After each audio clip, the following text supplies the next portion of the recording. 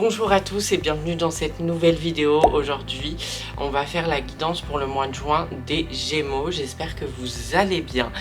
Ça fait très longtemps que je n'ai pas tourné de vidéo YouTube. Je reviens ce mois-ci.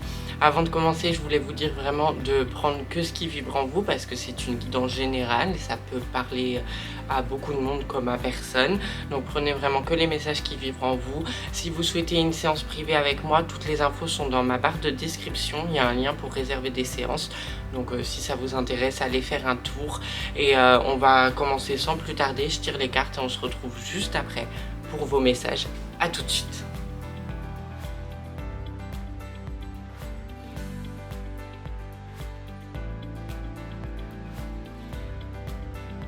J'ai fini de tirer les cartes et on va commencer avec les cartes de tarot pour indiquer un peu les énergies pour vous, mes chers Gémeaux, sur ce mois de juin 2022.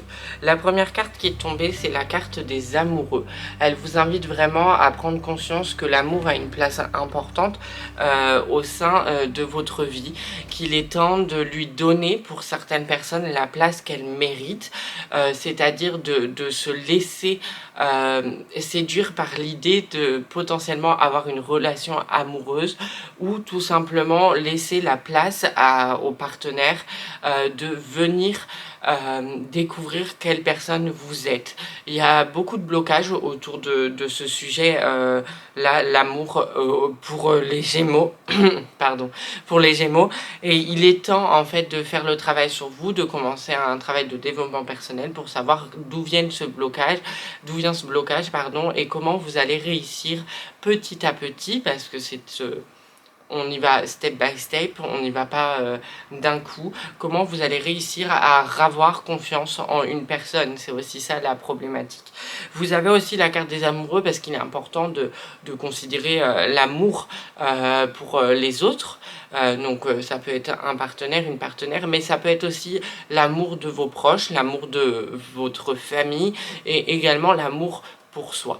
Il est temps d'essayer de vous aimer un peu plus, il est temps d'essayer d'avoir un peu plus confiance en vous pour éviter d'être auto-bloqué en fait tout simplement sur des situations telles que le professionnel parce que vous n'avez pas assez de confiance, ou même dans le personnel, vous n'osez pas forcément faire des projets parce que vous pensez que vous n'avez pas la force intérieure entre guillemets que vous méritez, alors que ça vient de vous, ça doit partir de vous en fait cette solution.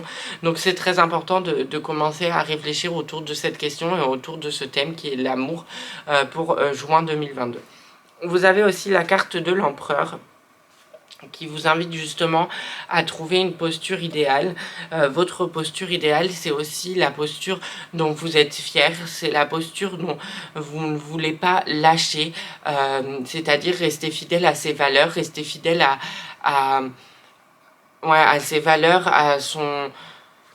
à soi en fait, et ne pas tricher par rapport aux autres, ne pas faire semblant, ne pas être la personne que le monde veut que vous soyez, mais plutôt celle que vous voulez être, sans prendre des pincettes, même si ça plaît pas à tout le monde. En fait, le plus important c'est de plaire à vous-même, et là il y a cette idée quand même de pas transgresser les choses et de rester fidèle à soi-même et ne pas se perdre dans une image qui n'est pas la vôtre et qui ne vous correspondra pas au long terme.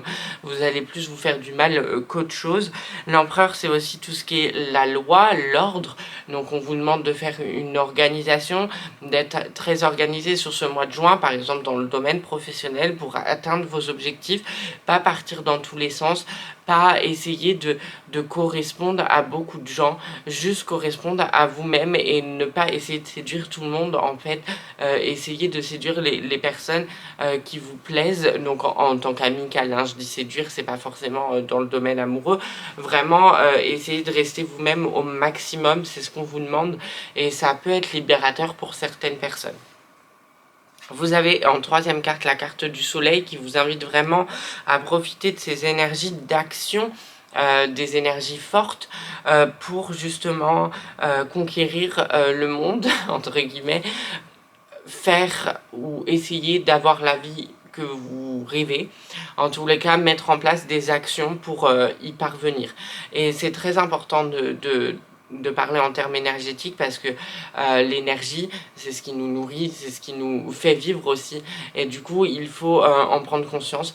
Et il faut prendre conscience que son énergie vitale, elle peut se renouveler, elle peut aussi être très basse. Donc, n'hésitez pas à aller dans la forêt, n'hésitez pas à aller en pleine nature. Voilà, profitez, vous détendre et faire de la méditation pour essayer d'être toujours au niveau énergétique le plus au top possible. On va passer à l'oracle Edka maintenant. La première carte, c'est la carte du cœur. Donc je pense qu'on peut l'associer directement avec la carte des amoureux. Vous avez vraiment quelque chose dans l'amour. Vous devez avoir plus d'amour pour les autres, plus d'amour pour vous, plus d'amour pour le monde. Et au contraire, pour certaines personnes, c'est arrêter d'être naïve, arrêter de donner trop au monde et donner plus à vous-même. C'est vraiment un message très important parce que quand on donne trop aux autres, l'équilibre il n'est pas là. Il y a toujours un équilibre entre le donner et le recevoir. Et si vous donnez trop et que vous recevez pas assez, ça crée un déséquilibre donc dans votre vie, mais aussi en termes énergétiques. Et c'est pas bon. On doit toujours être dans un parfait équilibre, ce qui est dur à tenir bien évidemment, mais il faut faire attention. Donc posez-vous les questions du genre est-ce que je donne trop, est-ce que je reçois, ou est-ce que je reçois trop par rapport à ce que je donne aussi. Ça peut être dans l'inverse. Donc c'est une question à se poser. Deuxième carte, vous avez la carte du chemin. On vous dit vraiment, avec cette carte-là, il y a le panneau futur, le panneau passé. Il est temps de vivre dans le moment présent. Le passé, il est temps de le clôturer. On travaille dessus toute notre vie. Forcément, quand on fait du développement personnel, on revient sur des événements de notre passé pour comprendre pourquoi on en est arrivé là aujourd'hui. C'est une fatalité, mais il ne faut pas rester bloqué dans le passé non plus. Quand on essaie de travailler sur soi, il faut quand même vivre le moment présent. Voilà. Et pour le futur, bah, on a bien vu que ces dernières années, le futur c'est un peu plus compliqué. On a de moins en moins de... On a de plus en plus de mal à vraiment réfléchir dans le futur parce qu'on ne sait pas ce qui va se produire. On a vu avec le Covid, etc., que ça peut impacter notre futur comme on l'avait imaginé. Donc vraiment vivre le moment présent, c'est le plus important. Comme ça, il n'y a pas de surprise. On vit ce qu'on doit vivre, on expérimente la vie qu'on doit expérimenter et tout suit son cours. Vous avez quand même la carte du trèfle qui vous invite à saisir toutes les opportunités qu'il y a forcément autour de vous. Il y a des bonnes nouvelles qui peuvent arriver sur ce mois de juin, mais il faut tout simplement être ouvert et l'accepter. Donc faites attention aux messages que l'univers vous envoie. Vous avez également la carte de la fleur fanée qui vous indique la fin d'un cycle, le renouveau. Donc ça, il faut être dans l'acceptation aussi, c'est pareil. Et je pense qu'on peut l'associer avec cette carte du chemin. En fait, dans quoi vous voulez être. Est-ce que vous voulez être dans le passé, dans le futur ou dans le moment présent? Avec la fleur fanée, ça montre qu'il y a un choix à faire, un choix pertinent pour l'après. Voilà. Vous avez quand même l'attrape-rêve qui vous indique que tout ce qui est au niveau de vos projets, que ce soit professionnel, personnel, il ne faut rien lâcher. Il faut toujours croire en ses rêves. Il faut croire en vous. Tout va bien se passer. C'est juste qu'il faut y mettre du sien et vraiment se donner les moyens de réussir. Tout simplement. Vous avez aussi la carte de l'ange qui vous invite à prendre conscience qu'il y a certaines personnes qui vivent des éveils spirituels et d'autres qui sont protégées tout simplement. Donc la protection c'est important aussi en termes énergétiques, mais voilà, il faut vraiment prendre conscience que vous êtes protégé, que vous pouvez parler à vos guides, vous pouvez parler à l'univers, vous pouvez parler aux défunts qui sont autour de vous et qui sont bienveillants. N'hésitez pas, vous pouvez aller rencontrer votre ange gardien, etc. en méditation. C'est un sujet que vous pouvez creuser si vous le souhaitez. Et la dernière carte de l'oracle Edka, ça sera le cerveau. Les Gémeaux, vous avez tendance à beaucoup trop réfléchir, dû par, des fois par une hypersensibilité ou un HPI. Donc il faut commencer à se poser les bonnes questions, essayer de ne pas se poser des questions superflues, des questions qui sont utiles pour avancer, pas des questions qui nous mettent dans le mal et qui nous font replonger dans nos travers du passé. Voilà. C'est le message que je reçois. Maintenant, on va passer à l'oracle des météores. La première carte, c'est la carte de l'abondance, donc c'est quand même une très très bonne carte, hein. Il faut accepter, encore une fois, d'avoir l'abondance. Donc l'abondance, ça peut être l'abondance financière, ça peut être l'abondance de l'amour. Il faut l'accepter en fait, tout simplement. Si vous ne l'acceptez pas, elle ne va pas arriver dans votre vie. Et il faut également la créer avec des projets, avec du travail, avec tout ce que vous souhaitez. Avec aussi parfois porter vos intentions à la nouvelle lune, à la lune, etc. La manifestation, je ne vais pas vous apprendre, mais voilà, l'abondance est là et il faut y prêter un peu plus attention. Parfois on recherche trop l'abondance alors qu'elle est déjà là dans notre vie, ça peut prendre différentes formes comme je vous le disais, donc prêtez attention à ce que l'univers vous envoie et prêtez attention à ce que vous avez déjà dans votre vie plutôt qu'à chercher à combler un vide qui peut être à l'intérieur de vous. Vous avez aussi la carte de la famille et des proches, donc il faut profiter de votre famille, de vos proches, et également on peut l'associer avec la carte des amoureux, profiter de ce moment-là pour dire à vos proches que vous les aimez et que vous avez envie de passer du temps avec eux. Vous avez quand même la carte de la tristesse qui vous indique que vraiment c'est un mood que vous pouvez avoir et qu'il y aura peut-être des up and down entre la tristesse et la carte du soleil. C'est des énergies un peu contradictoires mais aussi très complémentaires pour moi. On ne peut pas toujours être au top de sa forme, il faut juste l'accepter. Il faut accepter de vivre ses émotions, de traverser ses épreuves. Quand on expérimente, forcément, des fois on est déçu, parfois on est triste et ça fait partie du processus de la vie. Il ne faut pas se le cacher, il faut juste accepter et en comprendre les conséquences. Il ne faut pas faire l'autruche, il ne faut pas essayer de camoufler ses émotions parce que ça n'apporte rien de bien, ça nous apporte que du blocage par la suite et on va devoir y travailler de toute façon. Donc vivez le moment présent et vivez vos émotions comme vous devez les vivre.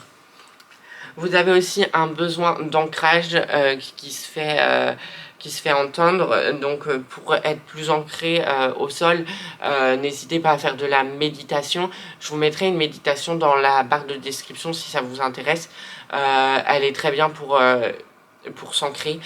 Vous pouvez aussi faire des câlins aux arbres, ça peut être un peu fou, mais surtout pensez que vous êtes bien là. On peut être connecté avec là-haut et très ancré sur le sol. De toute façon, l'ancrage est ultra important. Comme je vous disais tout à l'heure, au niveau énergétique, il faut un équilibre. Donc c'est pareil, il faut être ancré et vivre le moment présent. En vivant le moment présent, on est beaucoup plus ancré que si on reste dans le passé ou dans le futur. Vous avez également des choix à faire, donc ça je l'ai redit un peu avec la carte du chemin, donc c'est un peu la même chose, je ne vais pas y revenir dessus trop longtemps, mais les choix à faire, il est temps de les faire pour éviter que l'univers les fasse pour vous et que ça fasse parfois un peu mal. Voilà, c'est un conseil. Et la carte du jugement qui vous invite vraiment à arrêter de vous juger vous-même, arrêter d'être trop focus sur le jugement des autres et de juste vivre votre vie comme vous l'entendez. On va passer à la dernière carte du tirage et la dernière carte du tirage c'est la carte un peu animal totem et c'est ce mois-ci c'est l'ours. L'ours c'est une bête qui peut faire un peu peur mais c'est quelqu'un qui est très famille, très proche, qui apporte beaucoup d'amour à ses compatriotes mais aussi qui sait défendre son territoire et c'est ce qu'on vous demande sur cette guidance, donc je trouve que ça complète parfaitement le tirage et ça le conclut parfaitement. Soyez pas dans l'agressivité, il faut toujours être dans la tempérance, mais en même temps, un ours ça peut être très gentil. Donc voilà, mais c'est pas naïf, vous voyez ce que je veux dire. Donc voilà. Voilà pour cette guidance, j'espère qu'elle vous a plu. Si c'est le cas, n'hésitez pas à vous abonner à ma chaîne, à liker la vidéo, à partager la vidéo et à commenter la vidéo, ça me fait toujours plaisir. À activer la petite cloche de notification pour ne louper aucune de mes vidéos parce que je reviens sur YouTube. Si vous souhaitez venir me rejoindre sur mes réseaux sociaux, Instagram c'est Romaramar et TikTok c'est Romaramar aussi, vous ne devez pas vous tromper. Et si vous souhaitez une séance avec moi en privé, toutes les infos sont dans la barre de description. Je vous dis à très vite pour une prochaine vidéo et d'ici là, prenez soin de vous. Salut!